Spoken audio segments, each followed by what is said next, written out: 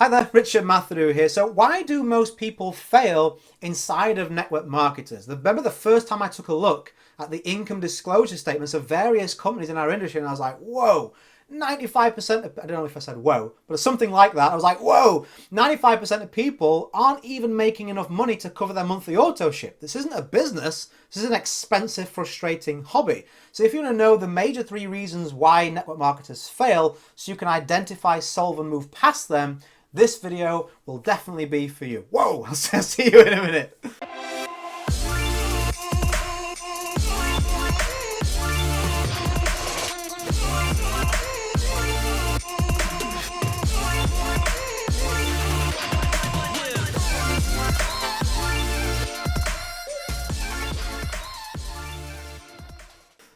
Okay, welcome back. So I promise no more woes.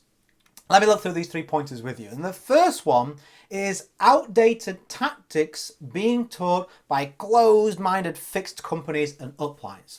See, our industry's tactics are now 70 years old. Think of a 70-year-old person that you know, right? Think of loads of stuff came and went in 70 years. VHS, some of you don't even know what that is, right? The mobile phone, the internet, like there's loads of stuff that in 70 years has either come and gone or has been invented and completely changed the way we do everything. Yet still we have these crusty people like, you know, network marketing, it has to be make a list, get five who get five, and cold prospects and 3-foot rule. Listen, that is one way to skin a fish, as we would say, even though I'm vegetarian, but that's just one way to solve this puzzle, right? And it isn't even repeatable. I mean, can you imagine if, just for a second before I give you the number 2 reason, can you imagine if they told the truth? If they wheeled out one of the reps at your next company event and they went, hey, I'm Bobby from Utah, and I made $1 million here by the first person I prospected happened to be really sociable and popular, and they built my team for me. Complete luck. I don't know what to tell you. Have a great event. And you were like, okay, maybe the next one's better. The next one gets up and says, yeah, I just spoke to everybody that I knew. It wasn't working at all, but by sheer luck, I happened to prospect a waitress, and the waitress prospected the bartender, and the bartender brought everybody else in. Just sheer luck, right? Now, of course, they had to have that conversation, but that isn't a repeatable tactic. You can't say, okay, in the next 5, 10, 1,000, 10,000 people, you'll find one of those diamonds in the rough. You just can't say that. So that's why so many people are failing, because they have these outdated tactics that are forced on them and said, no, that is the way. Because the companies in the uplines daren't tell the truth. We haven't put time and effort into learning the alternative. 95% of people here aren't making any money, and we don't know what else to tell you. They're scared you'll stop your auto ship. But I don't have such problems. I'm not affiliated, right, in any way, shape or form, so I can just tell you what works, okay? So that's number 1. Number 2 is missed expectations. Be honest, as network marketers, we often stretch the truth to try and sign people up. There's no shame in admitting it, right? When people are desperate, they do silly things that they regret. This may or may not have happened to you. Now, just because something is statistically possible doesn't mean it's ethical for you to say that, and it's going to set you up for a failing team.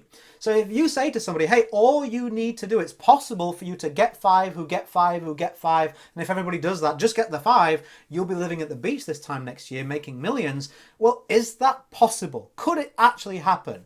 Yes. I've been in this industry for nearly a decade. I've sponsored hundreds and hundreds of people. I've spoken to thousands of people. I've coached. I just like numbers, right? I've got numbers behind me. I've never seen it happen once. Not one time. Now, you could probably find me one example, maybe 5 examples, but I can find you millions of people where that has not happened following the plan that's supposedly supposed to make it probable. So don't go saying things like that. People won't respect you when they realize it is nowhere near as easy as what you're making it out to be. They won't respect you when they realize the numbers don't add up. People say, hey, if you speak to 10 people, you'll sign up 4. Not unless you know exactly what you're doing. Hey, you can make $1,000 this month, not unless you have an amazing network to dip into. If you're not that person, there's some digging to do, and then you can reap the rewards. That's just the truth of the matter. So if you have those false expectations, then hey, listen, what you can do now is realign those expectations. Don't quit. If this is something that you made a decision, the reason that brought you here is still in existence, as in your why, your goal, don't allow yourself to quit. Just realign your expectations with something more realistic so that you can stop feeling so much like a failure and start to actually, look forward to some level of progress. Now, the final one and the biggest one is a lack of a clear plan that you believe in. The number one avoidance of pain, driver of human behavior, I gave it away, good job I'm not a game show host, right, is the avoidance of pain. So if you've got someone who has a plan and isn't really working, how long before they stick to it, before they quit? Well, 100% of the time people will quit unless they're stupid. Because it's like, if you're experiencing pain and no result for that pain, you won't continue. Your body's saying like, no, this isn't what we do as human beings. If you're on a diet, let's say, you're eating lettuce every day, you can't stand lettuce, 2 weeks later you step on the scale and you weigh the same, you go, okay, chocolate cake going in. like the Tasmanian devil, like, straight in the mouth. So what you're going to do? Because you're going to go to the heck with it.